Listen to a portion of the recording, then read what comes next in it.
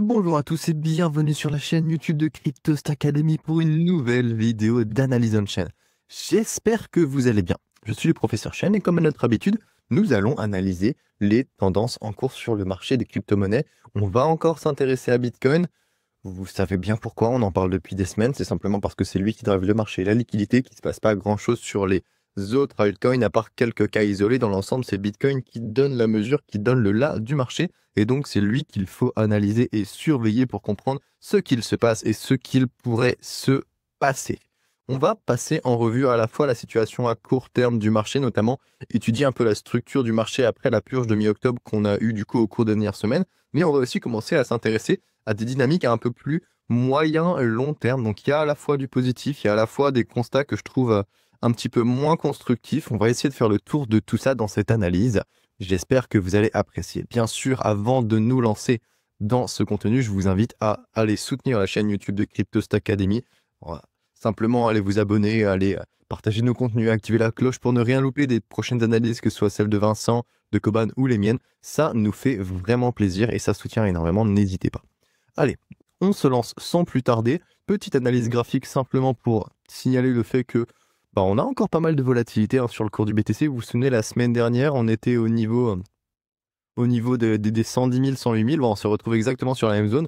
On estimait la semaine dernière qu'il y avait de fortes chances que le bottom du BTC se fasse entre les 100 000 et les 110 000. Bon, manifestement, on a eu un bottom local qui s'est formé. On est allé rechercher la zone des 115 000. Et en fait, si on regarde bien à plus court terme, eh bien en fait, on a buté sur le haut précédent qui était aux alentours des 115 000. Donc c'est maintenant une nouvelle résistance entre les 115 000 et les 117 000. Ce qui me porte simplement à croire que certains mettent les bornes d'un range à certains endroits. C'est vrai, bon d'accord. On pourrait dire que c'est 110 000, 120 000. Moi j'avais dit que c'était 108 000, 117 000. Donc pour l'instant, 108 000, 117 000, ça reste respectable comme estimation. On va voir ce qui va se passer dans les jours à venir, mais c'est quand même intéressant de se poser la question de pourquoi est-ce qu'il y a autant de volatilité. Le titre de cette vidéo, c'est « Un marché plus simple, point d'interrogation » et vous allez voir pourquoi est-ce que je veux parler de ça dans un instant.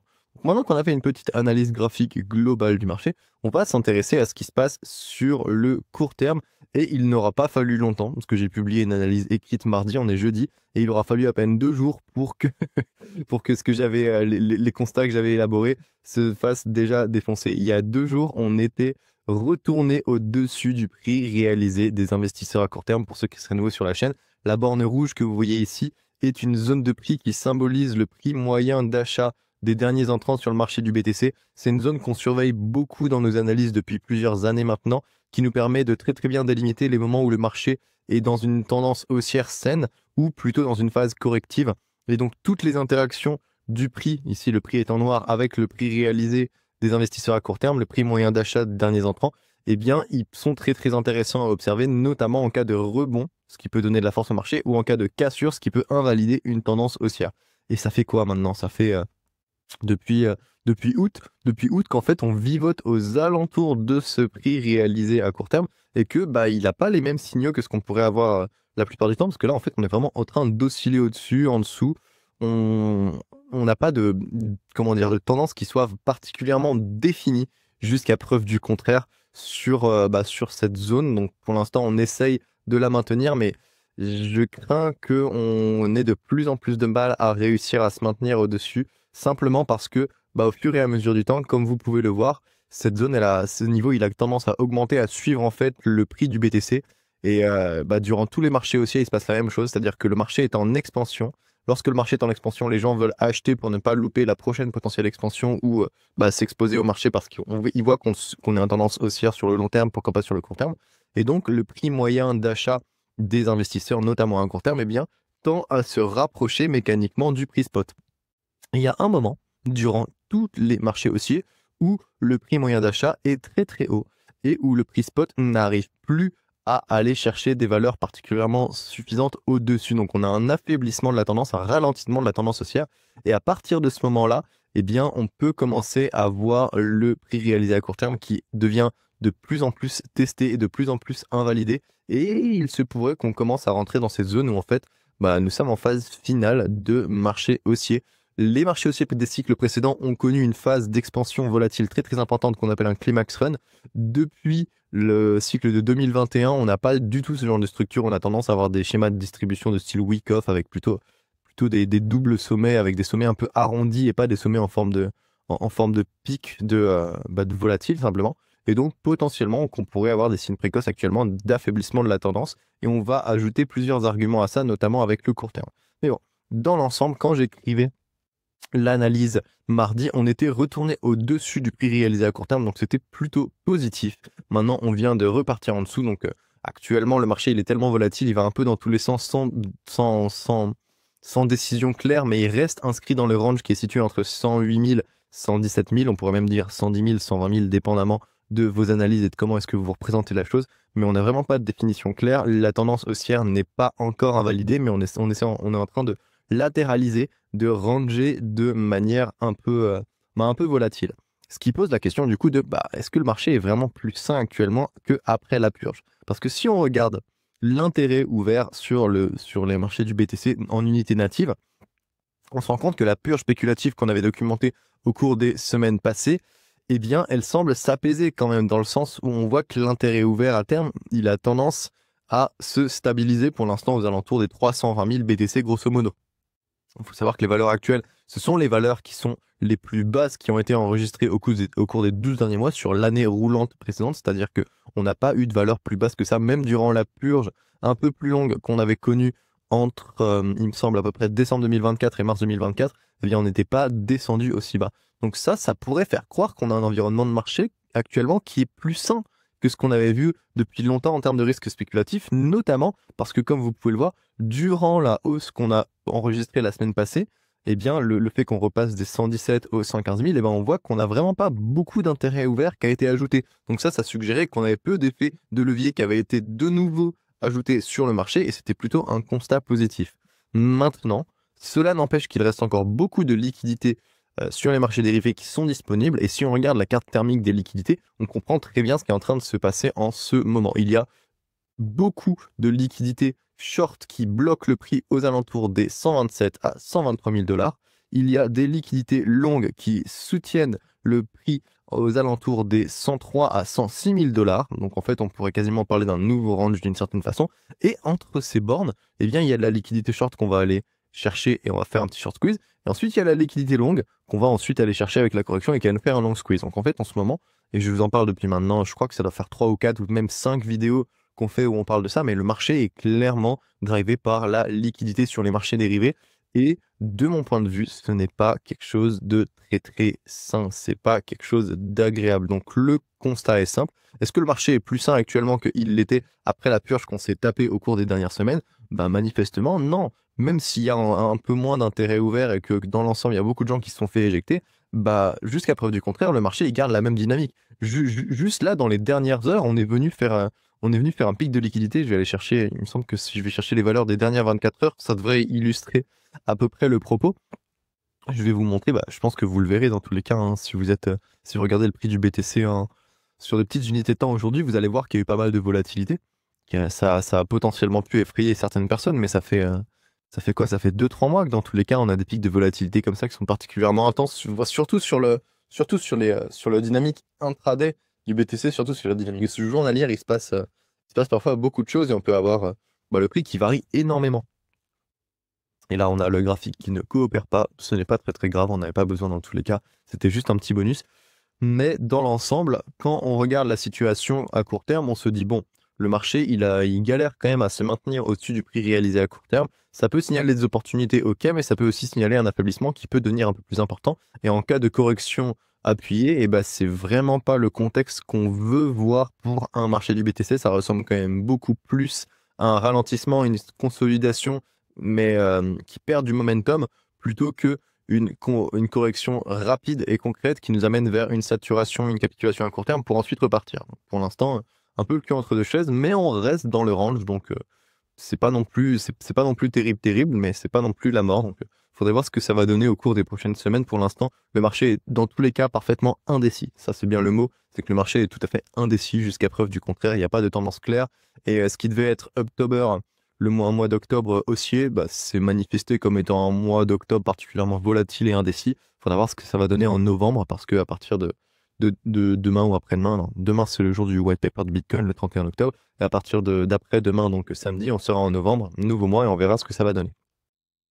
Comme on peut le voir, on a un contexte qui est un peu mi-figue, mi-raisin. Donc, on a tendance à penser que la liquidité sur les marchés dérivés a quand même été bien défoncée avec la purge qu'on s'est prise au cours des dernières semaines et que ça peut assainir un peu le marché. Mais pour ça, il faudrait encore qu'il y ait de la demande spot. Et comme on l'a vu au cours des dernières analyses, et ben, la demande spot, elle n'est pas encore là pour le moment, que ce soit du côté des ETF, que ce soit du côté des exchange spots. Et en fait, sans les ETF et les exchange spots, bah en fait, c'est les marchés futurs qui vont diriger le marché. Si les marchés futurs dirigent le marché, ça va apporter énormément de volatilité. En ce moment, on en est tout à fait conscient. Donc maintenant qu'on a fait le point sur les dynamiques du BTC, parce que là aussi, on va se rendre compte que on arrive sur des niveaux qui, historiquement, signalent les phases avancées, voire finales des marchés haussiers. Il y a beaucoup de choses à dire. On va prendre 3 métriques que vous connaissez certainement si vous êtes abonné à cette chaîne depuis longtemps et que vous regardez les vidéos.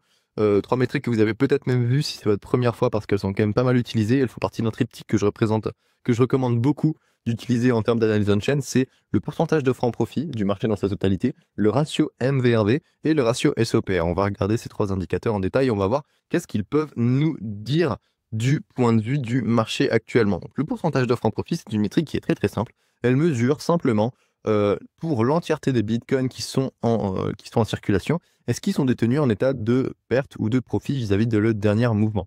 Donc ça permet d'estimer si on a plus ou moins beaucoup de BTC qui sont en profit, et la majorité du temps, on retrouve des valeurs où quand on a à peu près la moitié de l'offre qui est seulement en profit, eh bien on va arriver sur des niveaux de rentabilité qui coïncident avec des bottoms cycliques. Et lorsqu'on a plus de 95, 99, voire s'approcher de 100% d'offres en profit, on arrive sur des niveaux où c'est typiquement les niveaux où on a de la découverte de prix parce que tous les BTC sont rentables quand on marque de nouveaux records, mais c'est aussi le moment où on a le plus de chances d'avoir une correction. Pourquoi? Parce que lorsque tout le monde est en profit, l'incitation à la réalisation de bénéfices, à la prise de profit, elle se fait de plus en plus importante. Et lorsque des gens sont incités à prendre profit et qu'ils réalisent finalement ces profits, eh bien, ils induisent une pression de vente sur le marché qui peut être synchronisée et coordonnée entre différentes cohortes. Et ça amène du coup un poids sur le marché qui va ralentir une tendance et faire corriger le prix. Donc à chaque fois que vous avez, durant les semaines à peine après qu'on ait des enregistrements de valeur pour le pourcentage de francs profit qui sont très élevés, la majorité du temps, on vient corriger. Et ça ne fait jamais exception. C'est arrivé à chaque fois dans l'histoire du marché. Donc il n'y a vraiment rien de nouveau sous le soleil de ce point de vue-là. Ce qui est intéressant ici, notamment, c'est la dynamique à long terme. C'est ce que j'illustre dans l'analyse écrite et que je vous invite vraiment à aller voir cette semaine parce qu'elle est vraiment, pour le coup, les schémas seront vraiment intéressants à lire de manière illustrée. La petite flèche que je vous montre ici, là, je vous invite vraiment à aller le consulter pour bien comprendre ce que je vais vous montrer. En gros, ce que je vois personnellement, c'est qu'on a atteint plusieurs fois la saturation haussière de l'offre pour le marché du BTC au cours des différents cycles d'expansion, des 3 cycles d'expansion qu'on a eu entre fin 2023, début 2024 et l'année 2025. Ce que je vois aussi, c'est qu'à chaque fois, les corrections ont fait chuter le pourcentage d'offres en profit, évidemment, mais le font chuter de moins en moins. Donc on voit que pour l'instant, le marché est bloqué en termes d'expansion par la limite des 99% d'offres en profit à chaque fois qu'on rentre des nouveaux records de prix, mais les corrections sont, elles, de plus en plus faibles et apportent sur le marché des pourcentages d'offres en profit qui sont de plus en plus faibles. Donc pour l'instant, on a une structure typique d'amélioration de la rentabilité du marché. Donc ça, c'est plutôt positif. Sauf que il y a bien un moment où on ne va pas pouvoir aller chercher plus haut. Il y a bien un moment où, dans tous les cas, on va être buté et on ne va pas réussir à aller chercher des valeurs qui vont aller chercher plus que 95 ou autres. Dans tous les cas, il y a un moment où le marché va commencer à ralentir.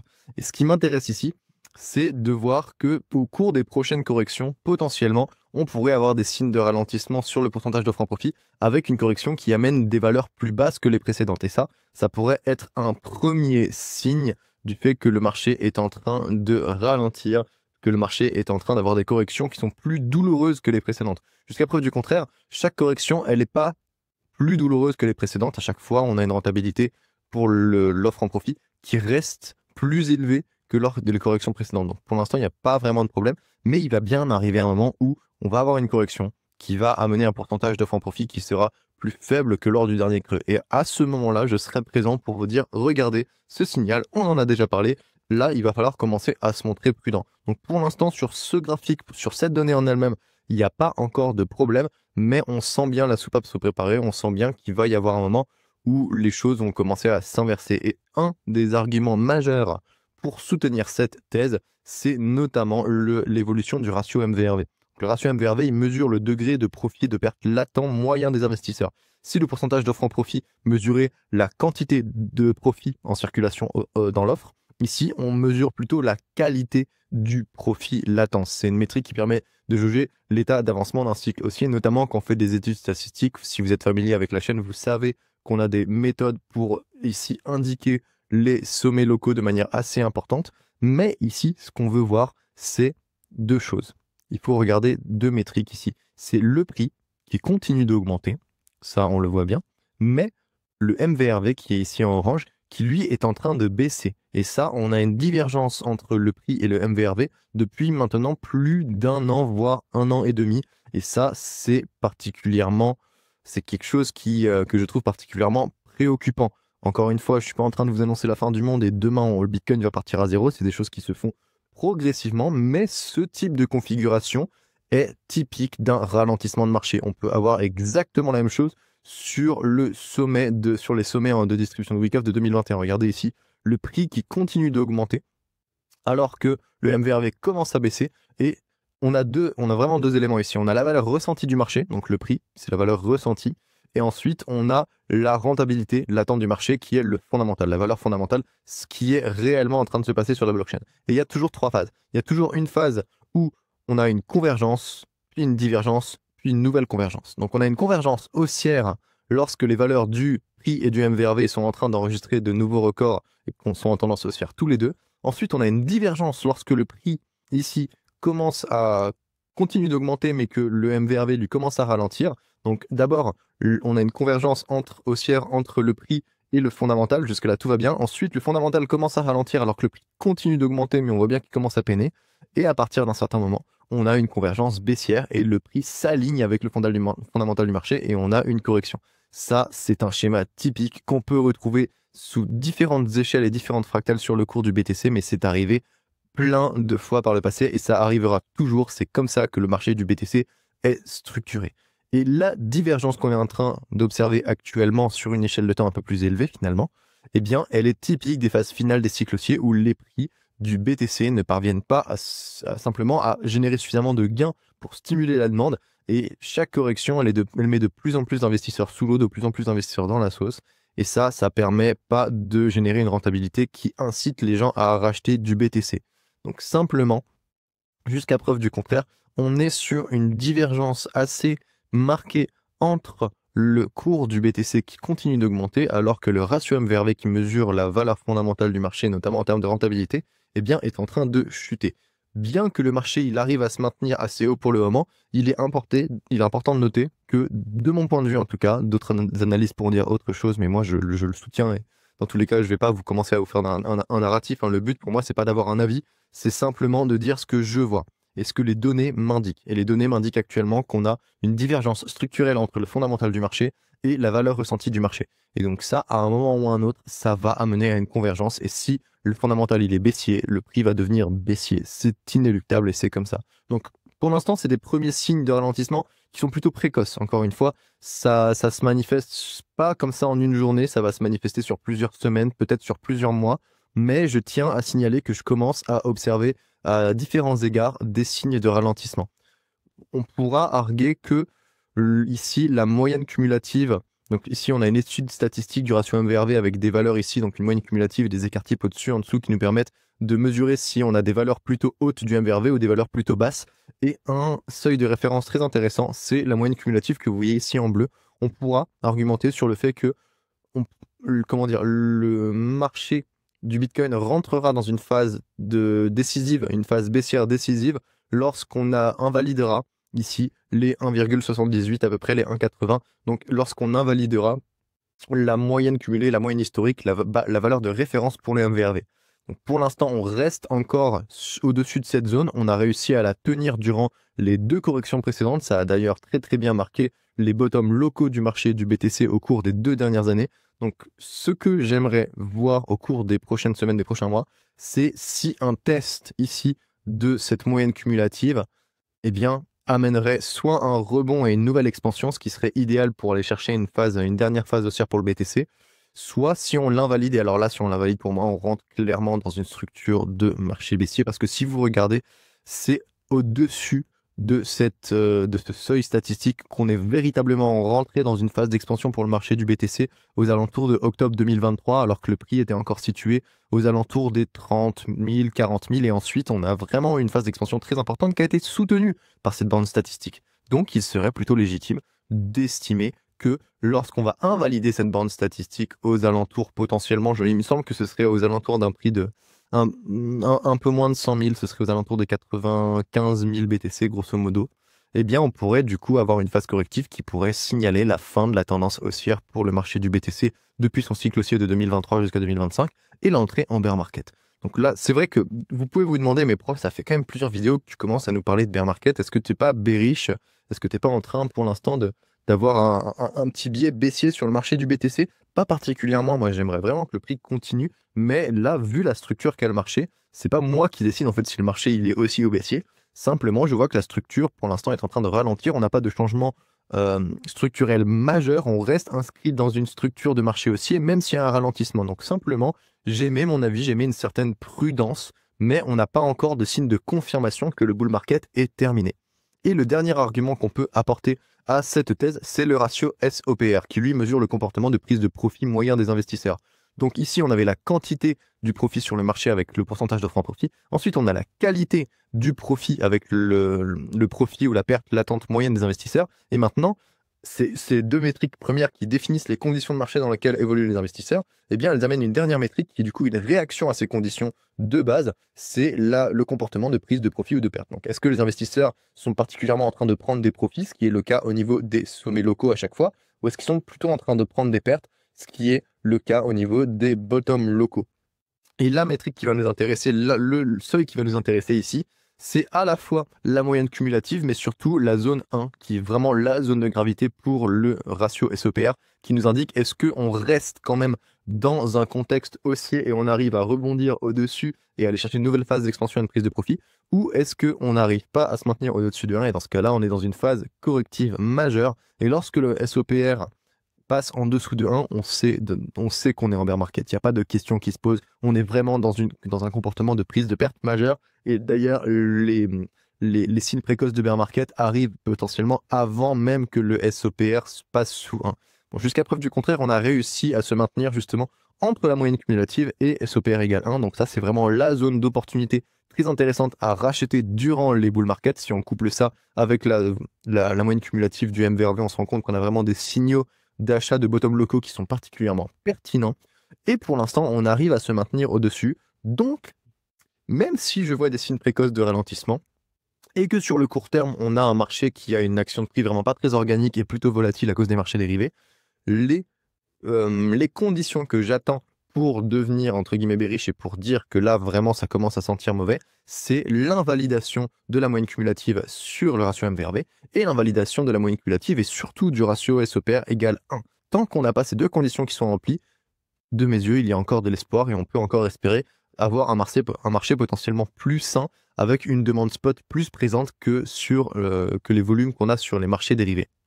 Voilà qui fait le tour de ce que je voulais vous présenter aujourd'hui. J'espère que cette vidéo vous aura plu, j'espère qu'elle aura été claire. N'hésitez pas à me faire des retours en commentaire si vous voulez qu'on analyse potentiellement d'autres crypto-monnaies en ce moment, si le format vous plaît toujours autant, si l'addiction est toujours bonne, si les métriques sont pertinentes et que vous savez, vous comprenez ce que je suis en train de vous expliquer, si vous voyez un peu la vision que j'essaie de vous apporter. Et puis, n'hésitez pas bien sûr à aller consulter l'analyse écrite. Surtout cette semaine, je pense qu'elle a vraiment de la valeur. Je pense que certains d'entre vous auront compris avec les explications que je viens de vous donner, mais dans tous les cas, allez la consulter parce que pour le coup, les illustrations cette semaine, elles sont particulièrement parlantes. N'hésitez pas à partager ces analyses autour de vous. Dans tous les cas, elle est gratuite, c'est sur Cryptos. Faites-vous plaisir. Vous pouvez aussi bien sûr soutenir mon petit compte Twitter qui paye pas de mine, mais qui fait quand même un bon taf. Et donc, n'hésitez pas à aller liker, partager, commenter. Ça fait toujours plaisir de ce point de vue-là. Toujours pareil, le petit soutien à la chaîne YouTube de Cryptos Academy qui peut vraiment nous aider énormément. Et pour ceux qui voudraient avoir plus d'informations, qui voudraient avoir plus d'accompagnement, qui voudraient maîtriser l'analyse on-chain avec plus de pertinence, avec simplement un accompagnement total de ma part, qui voudrait aussi, pourquoi pas, approfondir leurs connaissances sur le marché des crypto-monnaies en général, sur l'analyse technique, sur l'analyse fondamentale, sur l'analyse Ishimoku et d'autres, et j'en passe, et des meilleurs, n'hésitez pas à venir nous joindre sur Cryptost Academy, la première communauté crypto des investisseurs en France. C'était Prof Chen, j'espère que cette vidéo vous aura plu. On se retrouve dans une semaine pour un nouveau suivi du marché. À la prochaine!